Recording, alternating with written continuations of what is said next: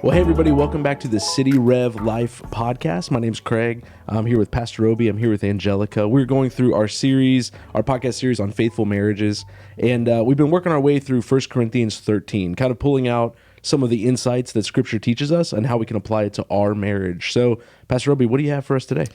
So we're going to be looking at the next section. We've in part one we looked at just an overview of love, the primacy of love, the power of it, and then what's so great about 1 Corinthians 13 is it starts describing love, and it gives all these attributes. I mean, it's just rapid fire, just all these different attributes. And so in the last episode we looked at the love is patient, love is kind. And in this one, we're going to look at a series of words that are really these are negative. These are things that love is not. Mm-hmm. And really all of these are going to relate back to selfishness in some way.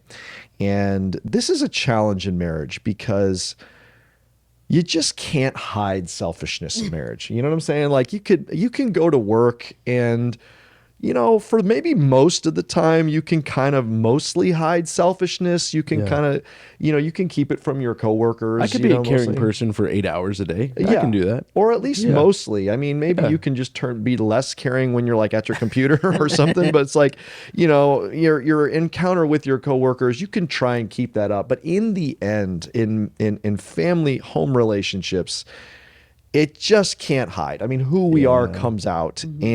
And so while 1 Corinthians 13 doesn't apply exclusively to marriage, it's just such a helpful list for us to think through. And what's beautiful about this is it's profound. This chapter, 1 Corinthians 13, the chapter it's not like it's some like profound thing, but it's just so crisp and clear and simple.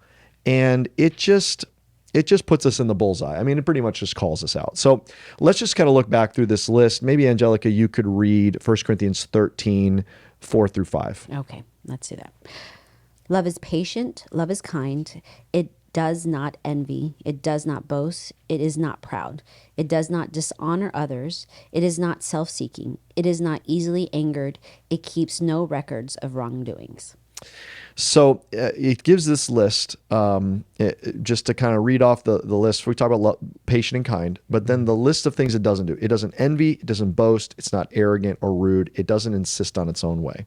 That last one, insisting on its own way, it's kind of like, I have to have my way. I mean, it's pretty straightforward. And it's seeking for myself. Literally, I'm seeking what I myself want. I mean, it's just saying selfishness.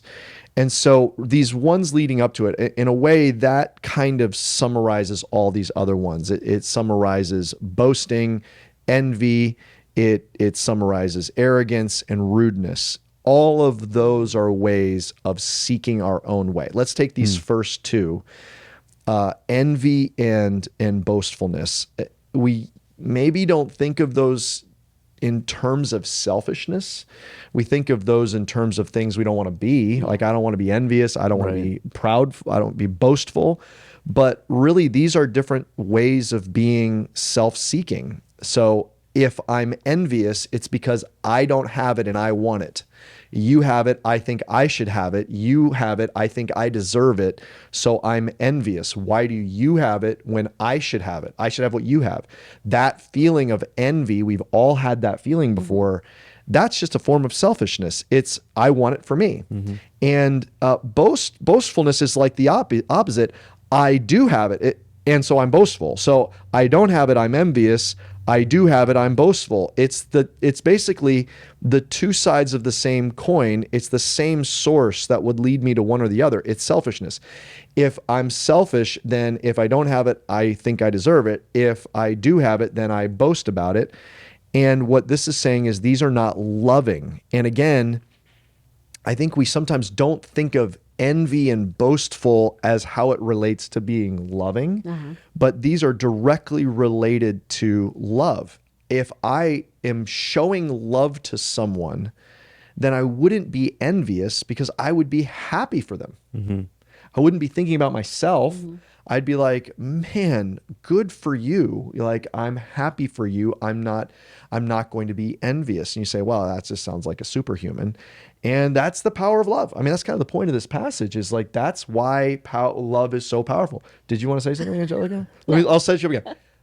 That's the power of love. I don't even know where to begin in that song for Celine Dion. See, okay, wait a minute. So- I think Angelica You think she committed to bailed? us. Yeah, she every bailed on that time one. you say the power I don't think of I know love, this. The power of love. Is this but Celine have you Dion? heard of that? I mean, No, I got to look this one All up. right, listen. look up the song. Okay. Okay. So I was trying to listen to it the last time we did the episode.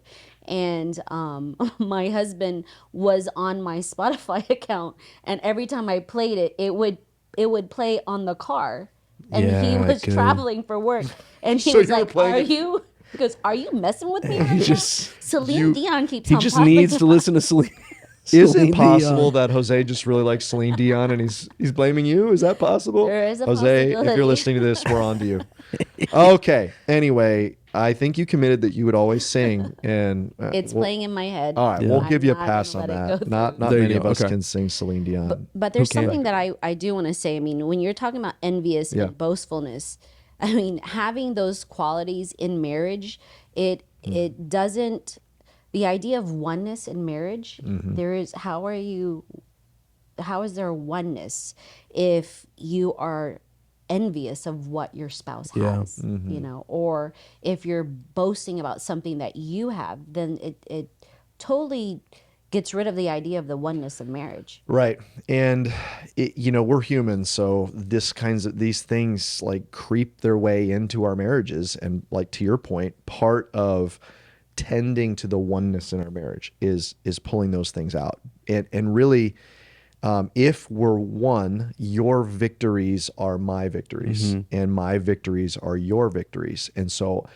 I mean, marriage is the ultimate place where I'm looking for my spouse looking for me to celebrate with them and to be celebrated. And so we're celebrating with one another. And boastfulness in marriage, I think where this can show up is anything that happens, like after you're married, anything that happens in your life is partially a product of that person in your life. Like Yeah. we can't, there's really no victories that I could have or my spouse could have that is not shared, because we're so intertwined that we're a product of each other's influence in our lives. Boastfulness is not acknowledging that I'm partially a product of other people pouring into me. Right.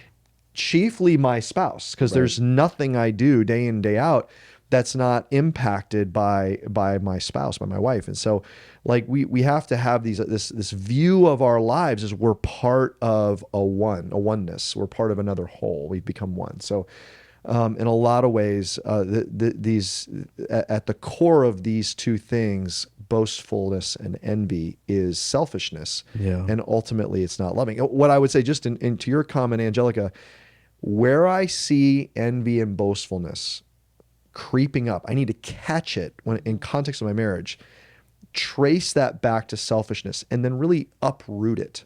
That way I can protect the oneness in my heart. Because it can really go to like a dangerous place, right? Of if you really feed into that idea of envy or boastfulness, and it can lead to this, dynamic where the one who's, doing better or thinking they're doing better for whatever reason Right. becomes, this view of like, well, why can't you just be like me? Why can't you just be, better? Why can't you just get on my level? And then it leads to this almost level where I've seen, right, where some people are saying, well, hey, almost like you don't deserve to be with me, and it can lead to a very toxic place where someone's saying, we're not equal partners here. Right. And you're dragging me down in this Right. marriage. And that can really hurt and sink a marriage if you don't get to the root of that and you don't root out that selfishness. Yeah, and it doesn't acknowledge how much, like anything, again, it doesn't acknowledge how much the other person is doing that we often take for granted. Yes. And so that kind of boastful spirit is missing so many of the little things that we do for one another that need to be celebrated. You know,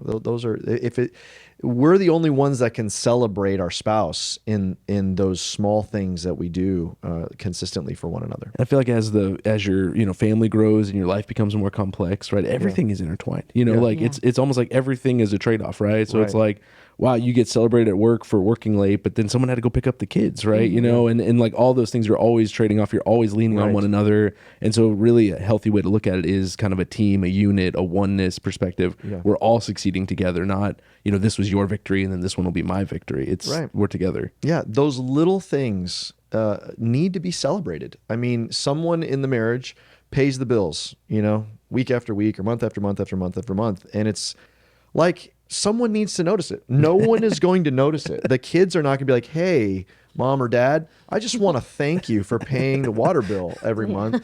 Someone needs to do that. Someone folds the laundry. Someone picks up the kids. Someone, whatever it is, like those little things that are part of our life, if we don't celebrate it in each other's, we don't celebrate those little things, there's no one else to notice it. Right. I don't go to work and say, hey, whoever folds your laundry, like, well done. Like that, we've got to celebrate those things and understand how intertwined our lives are and not have, and focus on the oneness. Anyway. You want me to put a reminder in my phone? I can just remind you, hey man, way to pay that FP&L bill every month. Hey, thanks, man. The power bill, you covered it. You did a great job. Nailed it. So glad I had hot water today. Yes, exactly. So, okay. So those are the first two.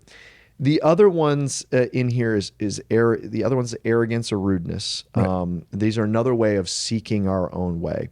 The word arrogance here is a really interesting Greek word because it literally means inflated. So it's the idea of inflating up something. Like in the ancient context, it'd be like a bellows that you would be like pumping to get the air into a fire. In a modern context, we think of inflating a balloon. It's just arrogance is an overinflated view of yourself. Sure. And we can easily like identify with that description of arrogance. What's important is this is unlike boastfulness. This is an internal thing, but arrogance just doesn't hide in marriage. Again, it's like, if I have arrogance, if I have an overinflated view of myself, I might be able to hide that from people, maybe not, but you might be able to hide it in a dating relationship, right? And then you get married and you're like, oh wow, this person, you're surprised by it. Exactly. And so, we can hide it varying degrees, but it's just going to come right out in marriage. It's just, you can't hide that overinflated view of ourselves. And so that is not loving. Why? Because again, there's a preoccupation with self. I'm focusing and thinking about myself too much. I'm savoring compliments or savoring victories. And it's as I'm overinflated, I'm then blinded and not humbled, and I'm not sobered to the fact of like, okay, hey, there's a win there, there's a strength there, but there are weaknesses and losses too. And we just cannot let that's just not loving to have that view. And so the opposite of arrogance is humility. And I love this definition. I think it's first was said like this from C.S. Lewis, I think. But he says, humility is not thinking less of yourself. So it's not like, well, I'm just going to shrink my view of myself. Humility is not thinking less of yourself. It's thinking of yourself less. Because self-pity, oh, I'm just the worst. I'm sorry. I'll never get it right. I'm just the worst ever. That's another form of self-preoccupation. Wallowing in self-pity is just another way of thinking about myself and being kind of absorbed with myself. So the best way to express humility is it's not thinking too much of myself. It's not thinking too little of myself. It's just thinking of myself less.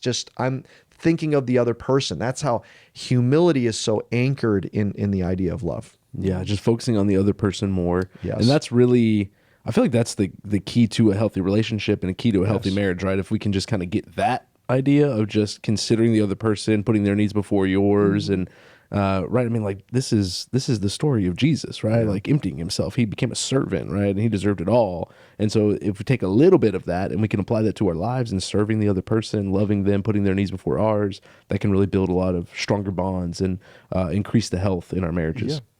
Yeah, absolutely. 100%. The last one here, rudeness.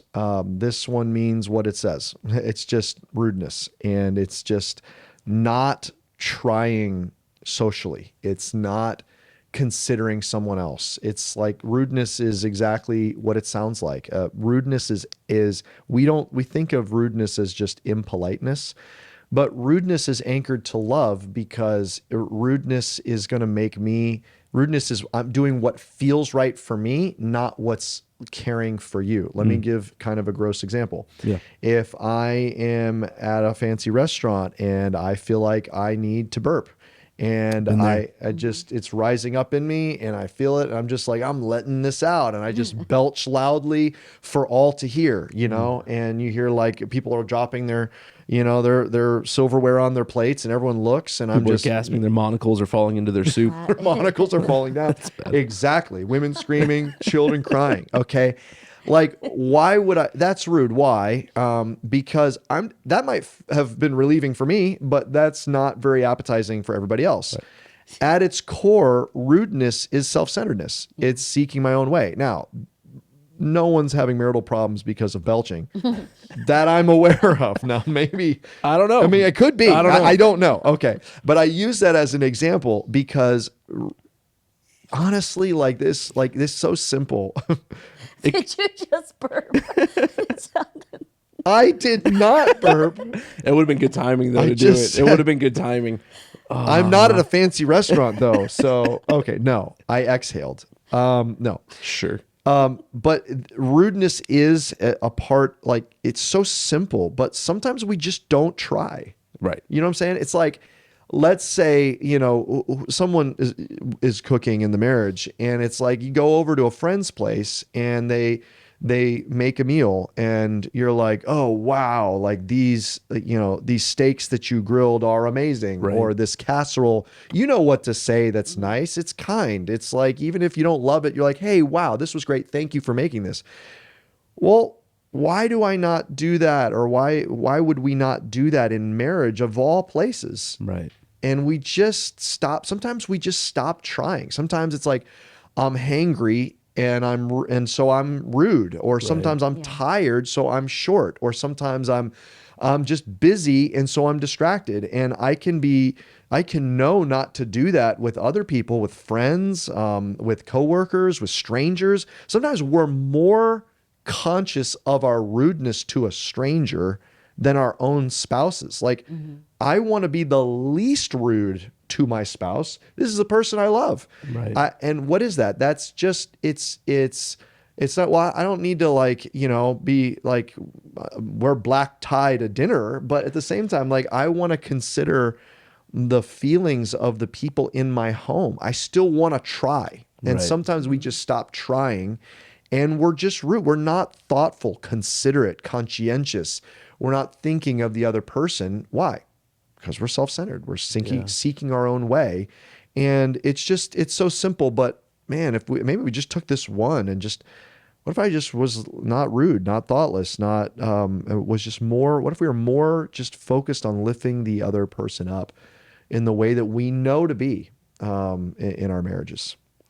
Yeah, I think there's just something there about like, okay, now I'm home, I can be myself, and I can kind of drop the act of the world, right? I can just be totally myself. And then we almost use that, or at least personally, I can talk for myself, like almost use that as an excuse, right? Of like, okay, well, now I'm not gonna try for these other reasons, right? And we can be rude. And then there's also just pressures at home, right? Like, I know, like, for us, like, man, the kids are screaming, and then it's hard, like, oh, they're crying, they're screaming, and then you just like say a quick short word, and you're like, I wish I could take that back, right? You're focused on something else. And so part of it there, I think it's really good and really something to apply that would be very helpful. I think it's also just, to be honest, just challenging, right? It's hard to do that. I feel like it's hard to always keep that up and keep others first, and find that strength and that patience, kind of like you talked about a couple episodes ago, for the other person. It's hard to keep that up all the time. Yeah, and I think the point here is not like keep up social graces at home. Yeah. I don't think that's the idea. Yeah. I think the idea is, and I think obviously we're the most authentic at home, but sometimes we use authenticity as an excuse for thoughtlessness, for lacking care, lacking empathy, lacking conscientiousness. And I think, again, it's not to it's not to stand be all like formal, but it's to stay like, to just stay loving and caring and noticing and not take the other person for granted. Don't I think. take the other person for granted. Be considerate of other people, and just considerate of the people around me. I still want to be considerate, and it's just being authentic is not the same thing as becoming selfish and just doing whatever I want. You know what I'm saying? Right. So I think the idea here is it goes back to selfishness. And I think also you need to protect your marriage, if one is arrogant or if they're boastful or if they're envious, what that does to the other spouse. Yeah. It starts, that person can start building up bitterness in their heart. And so it trickles down into that. And then, I just think of how if we are thinking of ourselves less and we're celebrating our spouse, what that does to a family, how that trickles down into your children. And then how in their future, what they've seen and what you've modeled trickles down into their future marriages. Yeah, absolutely. Instead of tearing each other down, you're building each other up, right? And so instead of one getting weaker or both getting weaker, right, you're now both getting stronger. You're all getting stronger. It's healthy. It's good. That's how we should be doing it. Absolutely. Let me just leave us with this one thought here. In the end, we're called not to be self-centered. Yeah. And I think what the gospel tells us is that we are not the main character in our own stories. There's a thought in our culture about, hey, be the main character of your own story. And I think the point there is don't make your story revolve around another person. And that can be healthy in the sense of, if there's a dating couple, like your marriage shouldn't completely revolve around your girlfriend or your boyfriend. Your life, doesn't revolve around your girlfriend, your boyfriend. Like or maybe it's a friend or a parent that you're trying to get approval of, or a boss that you're trying to get approval of. It's like, hey, they're not the main character of your story. The problem is, and that's true, another person should not be the main character of my story. The problem is, the answer to that then is you're the main character of your own story, but that then makes me by definition self-centered. I'm at the center of my own story, and everything in my life revolves around me as the center. The gospel gives us a third option because neither of those are good options. The third option is that Jesus is the main character of our story. Colossians says, when Jesus, who is your life, it's take up your cross and follow Jesus. Leave your nets and follow Jesus. Those who try to preserve their life will lose it. Those who lose their life for Jesus' sake will find it. Jesus becomes the centerpiece of our life. He becomes the main character of our life. And when he's the main character of our life, it really dethrones us from being self-centered and self-absorbed, and then equips us to being able to live lives that are very caring and self-sacrificing and considerate of other people. So really the gospel it dislodges me from being self-centered. Yeah, it keeps us focused on Jesus. Exactly. That's what we want to do. Well, thank you for joining us this week on the City Rev Life podcast. We hope this was helpful for you. If you liked it, make sure to like, subscribe, share it with a friend, and we'll see you next time on the podcast. Thank you so much for listening to the City Rev Life podcast. Feel free to subscribe and leave a rate and review. We love it when you share it with your friends on social media, so don't forget to tag us at cityrev.church. If you're interested in more resources, download our City Rev Church app and follow us on social media. Have a great day.